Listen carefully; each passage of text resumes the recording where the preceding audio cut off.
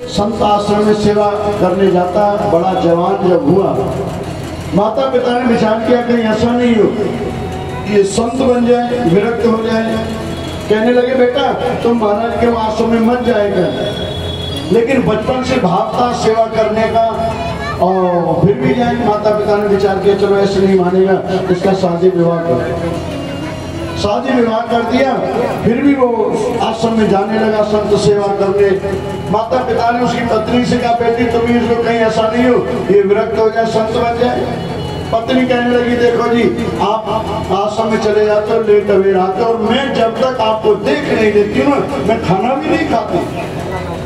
अब पत्नी जब ज्यादा आग्रह करने लगी तो आश्रम जाना छोड़ दिया। लेकिन 2-4 महीने के बाद फिर गया महाराज के पास। महाराज ने पूछा बच्चा तुम बहुत दिन में आए, अब क्या बात है? कहने लगा महाराज क्या करूं, मैं अपने माता पिता का इकलौता बेटा, जब तक घर नहीं पहुंच जाता हूँ माता पिता मेरे लिए तड़पते हैं, पत्नी खाना तक नहीं खाती जब तक मेरे को देख नहीं लेती है। महात्मा जी समझाने लगे बच्चा कोई किसी का नहीं है, सब स्वार्थ के लिए तुमसे प्रेम करते हैं। नहीं महाराज आपको क्या मालूम, आपके ना तो माता पिता न पत्नी। महात्मा जी समझाने लगे हमारे माता पिता पत्नी नहीं है, लेकिन अनुभव बहुत उच्च कोटि का है और संत हमेशा अपने अनुभव की बात बताया करते हैं। बेटा कोई किसी का नहीं, सब स्वार्थ के लिए तुमसे प्रेम। नहीं महाराज आपको क्या मालूम, पत्नी खाना नहीं खाती, माता पिता अच्छा तो तुम परीक्षा करके देखो। महात्मा जी ने और प्राणायाम उसको श्वास चढ़ाने की प्रक्रिया बता दिया। बोला फिर देखना कौन कितना तुमसे प्रेम करता है। घर जाकर के उसने श्वास को ब्रह्मरंध्र में स्थापित किया, उसकी मरणासन अवस्था हुई। सभी घर परिवार के सदस्य रोने लगे, पड़ोसी इकट्ठे हो गए। महात्मा जी इतने पहुंच जाते क्या हुआ भाई? कहने लगे महाराज पता नहीं एक ही बेटा था वो भी अच्छा, चलो हम देखते। महात्मा जी ने देखा और कहा देखो इसके ऊपर किसी ने जादू टोना किया, जल लेकर के आओ और हम जादू टोना उतारना जाए। महात्मा जी ने अपना झाड़ फूक जंतर मंत्र तंत्र जो भी किया और कहा देखो इसके ऊपर किसी ने जादू टोना किया था ना, हमने इस पानी में उतार दिया और इस पानी को पी लेगा ये बेटा जिंदा होगा। सभी लोग कहने लगे महाराज ये पानी को पिए उसका क्या होगा? बोले वो गोविंदा। महात्मा जी उसकी माँ से कहने लगे अपने लाडले को जिंदा करने तुम्हें पानी पी ले। माँ कहने लगी महाराज जी पी तो लेती, लेकिन बूढ़ा है ना इसकी दुर्गति है। पिता से कहा अपने बेटा को जिंदा करने तुम्हें पानी पी लो। पिता कहने लगे महाराज जी पी तो लेता, लेकिन बुढ़िया अकेली रह जाएगी।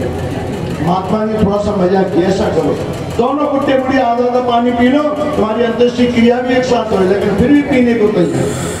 महात्मा जी उसकी पत्नी से कहा बेटी अपनी पति को जिंदा करने तुम्हें पानी पी ले।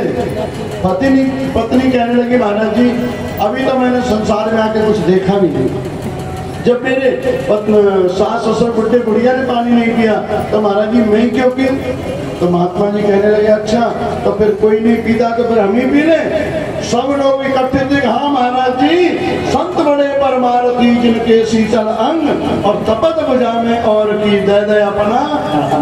महाराज जी संत तो बड़े परमार्थी, तो महाराज जी फर्सी पे ना एक भंडारा हम आपके नाम से करते हैं। महात्मा जी को मारना चाहते, महात्मा जी ने कहा चलो भैया कोई नहीं पीता है ना तो हम ही पानी पी लेते। और महात्मा जी जैसे ही पानी पिया उस बच्चे को तो श्वास चलाने की प्रक्रिया बता रखी थी, उसने नीचे उतारा और पूछा बच्चा देखा है कोई? हाँ महाराज कोई किसी का नहीं, स्वार्थ के सब मीत जगत में देखी झूठी प्रीत, अपनी सुख में सुख माने क्या तारा क्या मीत, और अंत समय कोई कामना भी यही जगत की रीत, और नानक सोई भव पार करे जे गावे प्रभु के गीत। जो प्रभु के गीत गाएगा वही भवसागर को पार हो जाएगा। यही उपदेश भगवान कृष्ण उद्धव से कहा और कहा हमारे यदु राजा। और एक बार उनको दत्तात्रेय से भेंट हुआ तो पूछा कि महाराज आप बड़े आनंद में रहते हो, शांति में रहते हो, आपके पास कोई ऐसी जड़ी बूटी है, कोई ऐसा मंत्र है? महाराज जी हमको ही बता दो, हमें भी आपकी तरह आनंद में रहे। दत्तात्रेय ने कहा राजन मैंने अपने जीवन में 24 गुरु बनाए, मैंने 24 गुरुओं से शिक्षा लिया है, मैंने पृथ्वी को गुरु बनाया, पृथ्वी से मैंने सीखा। पृथ्वी को लोग कितने खोदते हैं, पीटते हैं, काटते हैं, लेकिन पृथ्वी फिर भी किसी को जवाब देती है। पृथ्वी से मैंने सहनशीलता सीखा, कोई कुछ भी कहेगा लेकिन हम आनंद में रहेंगे। मैंने वायु को गुरु बनाया, वायु से मैंने संगता सीखा।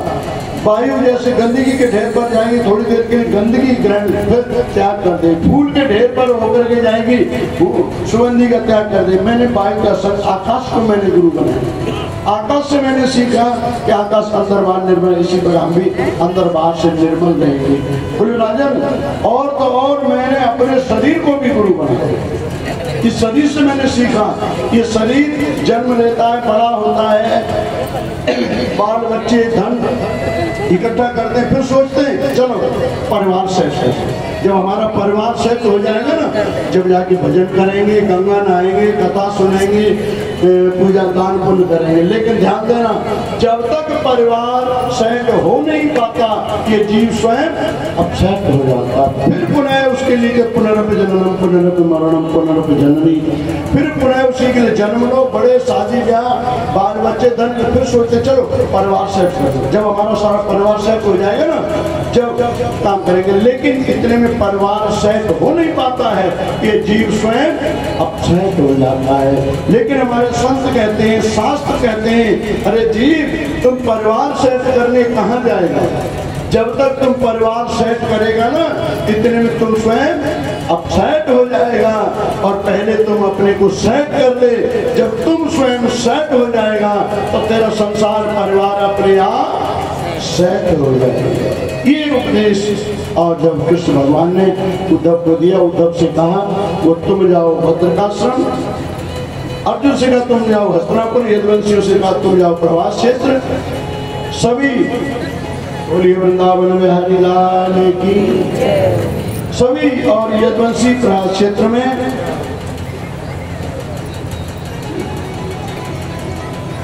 प्रवास क्षेत्र में इकट्ठे हुए और वहां पर सब आपस में लड़ाई झगड़ा करने लगे। उनके पास में कोई सज्जनों हथियार नहीं था, जो लोहे का टुकड़ा घिस के डाला ना, पटे नाम की घास बन गई, और जैसे ही घास उखाड़ी कोई तलवार का लूप ले लिया, सभी यदुवंशी वही लड़ करके समाप्त हो। भगवान कृष्ण देखा अब तो अपने धर्म की स्थापना, अधर्म का विनाश हो गया है, अपने गोलोक धाम को चलना चाहिए। पीपल के वृक्ष के नीचे पैर के ऊपर पैर रख के लेटे। उसी समय शिकारी ने देखा और अपना बाण छोड़ा, जाकर के शिकारी पहुंचा, देखा गिड़गिड़ाने लगा, महाराज मैं तो बहुत बड़ा अपराधी, द्वारकानाथ का। भगवान कृष्ण नहीं, ये सब मेरी इच्छा से नहीं महाराज, मैं तो बहुत बड़ा अपराधी। भगवान कृष्ण जैसे सिर के ऊपर हाथ रखा, उनको पूर्व जन्म की स्मृति। पहले वो कौन था? बाली। जब राम जी ने बाली को बाण मारा तो बाली ने भगवान राम से कहा मैंने तुम्हारा क्या बिगाड़ा था? भगवान राम ने कहा जाओ इसका बदला तुम द्वापर में लोगे। वही और बाली या शिकारी बन करके आया, वही भगवान राम कृष्ण बन करके आए। भगवान चले गए अपने गोलोक धाम को। बोलिए वाके बिहारी लाल की। सुखदेव महाराज वर्णन करते हैं, राजन तो ये मनुष्य जन्म बड़ा मुझे बार बार नहीं मिलता। परमात्मा ने तुमको एक मौका दिया है, अगर ये मौका भी तुम्हारा निकल गया तो दोबारा फिर पता नहीं ये मौका मिले या ना मिले। मानव जन्म का मोल माटी में ना रोल अब के मिला है फिर